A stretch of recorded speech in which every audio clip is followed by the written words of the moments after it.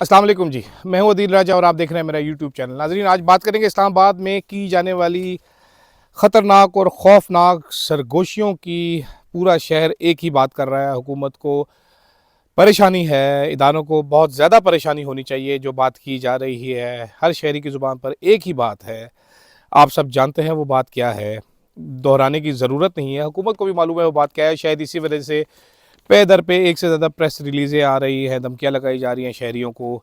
परेशानी बहुत बढ़ चुकी है। जो गलती कर दी गई है, जो जुल्म कर दिया गया है, छुपाए नहीं छुप रहा। और इसी वजह से जो दूसरी बात हमारी इससे लिंक्ड है वो है वीपीएन की बंदिश। कल से पाकिस्तान में इंटरनेट सार्फिन के लिए बहुत सारी मुश्किलात हैं, वीपीएन चल नहीं रहे। अगर आपका चल रहा है तो ज़रूर लिस्ट में बताइएगा आपके पास कौन सा वीपीएन है, क्योंकि मेरा तो नहीं चल रहा, बड़ी मुश्किल से चल रहा है। साथ बात करेंगे एक बहरूपीय सहाफ़ी की, जो सोशल मीडिया पर भौंक रहा है, जो अपने जूनियर्स को डरा रहा है, उसकी झूठी खबरों की, उसकी बकवासियात की। इसके साथ साथ बात करेंगे सुहेल वड़ाइच साहब की। उन्होंने एक बड़ा कॉलम लिखा है आज, बड़ी सारी बातें बताई, कुछ चीज़ों की खुद ही कन्फर्मेशन कर दी है, उस पर भी बात करेंगे। साथ क्रिकेट के मैदान में मोहसिन नकवी साहब की भड़कें जो थी वो एक बार फिर ज़ाया गई हैं। भारत मेरा ख्याल है अपनी मर्ज़ी करेगा, तो ये जिस चीज़ में मोहसिन नकवी को डालते हैं, गंदे अंडे को, वो चीज़ ख़राब हो जाती है। क्रिकेट को भी लौंडी की तरह, घर की लौंडी की तरह चलाया जा रहा है। यहाँ पर अपना बंदा लगा लगा के क्रिकेट का बेड़ा गर्क कर दिया है। फैज़ाबाद पे बैनर्स तो लग रहे हैं कि मोहसिन नकवी ने बड़ा तीर मारा है, जी मोहसिन नकवी तुझे सलाम, लेकिन आवाम मोहसिन नकवी को गालियाँ निकाल रही है। अब क्रिकेट के सार्फिन भी मोहसिन नकवी से तंग नज़र आते हैं। पहले उसने टीम का बेड़ा गर्क किया और उसके बाद अब चैंपियंस ट्रॉफी में भी पाकिस्तान के लिए सुबकी ही सुबकी है। इससे पहले ही बेहतर तरीके से मसला हल कर लिया जाता, अगर इतनी डेंगे ना मारी जाती तो ऐसा ना होता। नाज़रीन, शुरू करते हैं हम इस्लामाबाद की सरगोशियों से। आप सबको मालूम है कि क्या क्या बातें की जा रही हैं इस्लामाबाद में। जिससे मिलो उसके पास 27 नवंबर के हवाले से, इस्लामाबाद मैसेकर के हवाले से कोई नई खबर है। ऐनी शाहिदीन मौजूद हैं, जिन लोगों ने खुद देखा है वो अपनी कहानियां बयान कर रहे हैं। लोगों के ड्राइवर, गलियों में खड़े हुए गार्ड्स, किस तरीके से लोगों का पीछा किया गया। एक वीडियो जो सरफेस हुई है वो 40 सेकंड का क्लिप, जिसमें एक बंदा मिन्नत कर रहा है कि भाई आपकी मेहरबानी ऐसा मत करो यार, हम चले जाते हैं, मत मारो हमें, वो सर्कुलेट कर रहा है। तो जिस किस्म की बातें अब की जा रही हैं नाजरीन, ये वो बातें हैं जो आपको सोशल मीडिया पर भी नज़र आती हैं। अगर अभी भी ये कहा जाए कि एक जमात ये कर रही है, एक जमात ये प्रोपेगेंडा कर रही है, तो बिल्कुल गलत होगा। ये पूरे का पूरा शहर ही ये बात कर रहा है। मैं पिछले 3-4 दिन जिस भी बंदे से मिला हूँ, हर बंदे ने यही बात की है, यही बात दोहराई है कि यार ये क्या जुल्म कर दिया है। हर बंदे के पास सुनाने के लिए अलग कहानी है, हर बंदे का बताने के लिए बहुत कुछ है। और अब तो खैर वो सच साबित भी होता चला जा रहा है।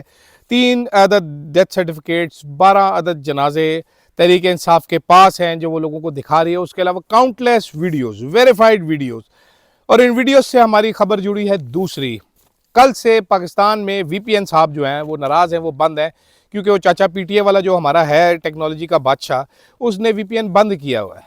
वीपीएन बंद करने की वजह अभी तक कोई ऑफिशियली कोई सामने नहीं आई, लेकिन चहमगोइयाँ जो हैं, कुछ लोगों से हमने बात की है, वो ये कि बता रहे हैं कि ये जो आपका वीडियोज़ है, तहरीक इंसाफ ने गूगल ड्राइव में वीडियोज़ डाली हैं, जिसके बाद नेट को बंद किया गया ताकि ये फैले ना, ये मौसर तरीके से फैल ना सके। जिसके बाद तहरीक इंसाफ वालों ने अपील की कि भाईजान जिसके पास ये वीडियो अपने जानने वालों को व्हाट्सएप करें। तो उस सूरत हाल से बचने के लिए मेरा ख्याल है, ये मेरा अंदाज़ा है, मेरे पास खबर नहीं है, मेरा अंदाज़ा है कि वीपीएन को दबा बैठा के नाराज़ कर दिया गया कि भाई तूने फ़िलहाल पाकिस्तान में नहीं चलना। लेकिन ये वीपीएन कब तक बंद रहेगा? लाखों डॉलर्स का नुकसान हो रहा है फ्रीलांसर्स का, जो टेक कंपनीज़ हैं उनका। किसी को मालूम नहीं है कि अभी तक कौन कौन सा वीपीएन रजिस्टर्ड है। आज 1 दिसंबर है, कल से बंद हो जाने थे सारे वीपीएन। इन्होंने पहले ही बताया हुआ था कि जी गैर रजिस्टर्ड वीपीएन हम रात को 12 बजे बंद कर देंगे। वो अलग बात है कि शाम को 6 बजे ही वीपीएन काम करना छोड़ गए। लेकिन अभी तक जो एक सबसे सिंपल चीज़ है, अगर ये कह रहे हैं कि जी 20,000 वीपीएन हमारे पास रजिस्टर हो चुके हैं, तो वो 20,000 रजिस्टर्ड वीपीएन की लिस्ट कहाँ पर है? पीटीए वाले हजरात वो लिस्ट जारी क्यों नहीं कर देते? बड़ा आसान हो जाएगा आवाम के लिए भी। वो सिर्फ अप्रूव वीपीएन इस्तेमाल करेंगे, जो वीपीएन उनको पसंद होगा उनमें से वो पिक कर लेंगे। वो अनअप्रूव्ड जो है हमारी मुआशरे के लिए डेंजरस वीपीएन को इस्तेमाल ही नहीं करेंगे। ठीक है। इसके अलावा सुहेल वड़ाइच साहब ने कॉलम लिखा है। सुहेल वड़ाइच साहब मोहसिन नकवी के बड़े करीब हैं, शेडो सीएम भी थे जब मोहसिन नकवी साहब गैर आइनी तौर पर निगरान वजीर आला थे। अपने एक रिश्तेदार को भी वजीर लगवाया उन्होंने बड़ी अजीब अजीब बातें लिखी अपने कॉलम में। उन्होंने कॉलम में जो एक इस्लामाबाद में जो सरगोशी की जा रही थी उसको कंफर्म करते हुए बोला है कि फ़िज़ाई निगरानी का कुछ इस्तेमाल किया गया आलात, जिससे हवा फ़िज़ा से ही कंफर्मेशन ली गई कि कितने लोग इस मार्च में शरीक हैं, कितने लोग शरीक नहीं हैं। सुहेल बड़ाई साहब ने बहुत सारी बातें उसमें गलत लिखी हैं, ख़ास तौर पे शुरका की तादाद गलत लिखी है, जो लोग उसको ग्राउंड पे कवर कर रहे थे, जो सहाफ़ी इस तरह के एहतजाज कवर करते हैं, उनके मुताबिक इट वाज़ वे अबव 50,000। लेकिन चले 35,000 सुहेल बड़ाई की भी मान लेते हैं।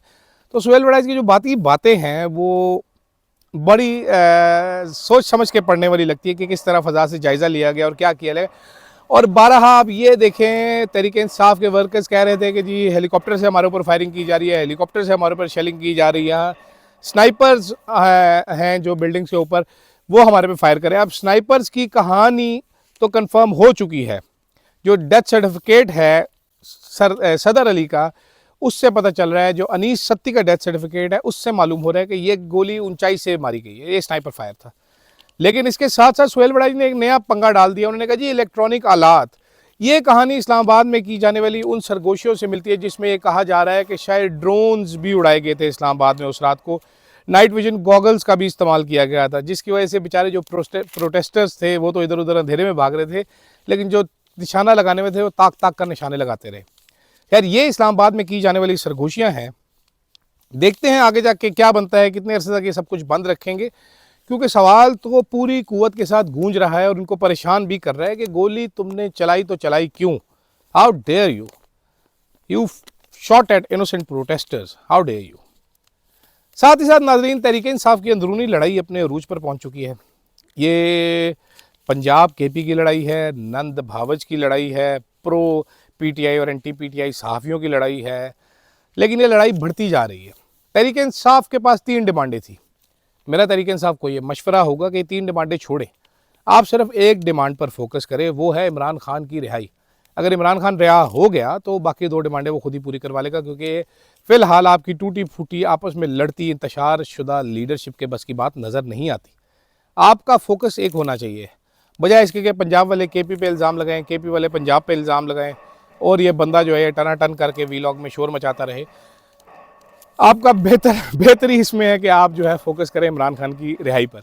सरकार को भी समझ आ गई है, जब भी उनको तहरीक इंसाफ की लीडरशिप को कंफ्यूज करना होता है, आपस में लड़वाना होता है, वो इमरान तक उनका एक्सेस बंद कर देते हैं। और ऐसे कामों के लिए काम आता है थाना न्यू टाउन का SHO, जो कि एक बड़ा सख्त अफसर है, मैं बारहा आपको बता रहा हूँ।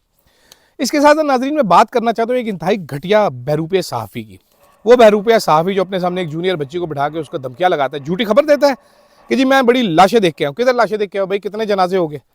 वो रेंजर्स वाली खबर भी गलत साबित हो गई, झूठी साबित हो गई, जो तुम अपना मुंह टेढ़ा टेढ़ा करके दे रहे थे। उसके बाद एक छोटी बच्ची को धमकियाँ लगा रहे हो कि तुम्हारा करियर ख़राब हो जाएगा। सिद्दीक जान ने उसकी 2 नंबरी पकड़ी तो सिद्दीक जान को गालियाँ निकाल रहा है। अरे भाई, तुम सहाफ़ी हो ही नहीं, तुम नून लीग के रातब खोर हो, रातब खाओ जो वो कहते हैं करते जाओ। किस चक्कर में तुम सहाफ़त के उसमें आ गए? अपने दुखी मैंने वो कॉलम पढ़ा था एक बड़ा, इसने अपना बड़ा दुखी लिखा था कि बाजवा ने मेरे बेटे के साथ बड़ा जुल्म किया, लेकिन फिर बाद में अफसोस हुआ कि मुझे दुख क्यों हुआ उस वक्त पे। दूसरों के बच्चों के मरने पर खुशी मनाने वाला ये रातब खोर, इसके किसी कॉलम, ये सब ड्रामा है, ठीक, ये सब झूठ बोलते हैं। ये रातब खोर झूठा है, इसको कल भी, ये आज भी सेनेटर बनने के या चेयरमैन पैमरा बनने के इंतज़ार में जो है इस किस्म की हरकतें कर रहा है। सहाफ़त से इसका दूर दूर तक कोई ताल्लुक़ नहीं है, बल्कि इस कबील के, इस कमाश के सारे सहाफ़ियों का, जो सच नहीं बोल सकते, जो डरते हैं, इनका सहाफ़त से कोई ताल्लुक़ नहीं। आप खामोश रहते थे, आप उनसे बेहतर है, बजाय इसके कि ये लोग जो कि मुंह पर खड़े होकर झूठ बोलते हैं, जिनमें खुद स्टोरी करने की हिम्मत नहीं होती, झूठ को स्टोरी समझते हैं और फिर दूसरों पर फेक न्यूज़ का इल्ज़ाम लगाते हैं। फ़िलहाल के लिए नाजरीन इतना ही। अगले वीलॉग में मज़ीद खबरें, मज़ीद तज्ज़िया, मज़ीद बातें देखते रहिए मेरा वीलॉग। कमेंट ज़रूर कीजिए, मुझे कमेंट्स में लिख के बताइए आप लोग कहाँ कहाँ से देख रहे हैं, और सब्सक्राइब ज़रूर कीजिएगा। बहुत शुक्रिया।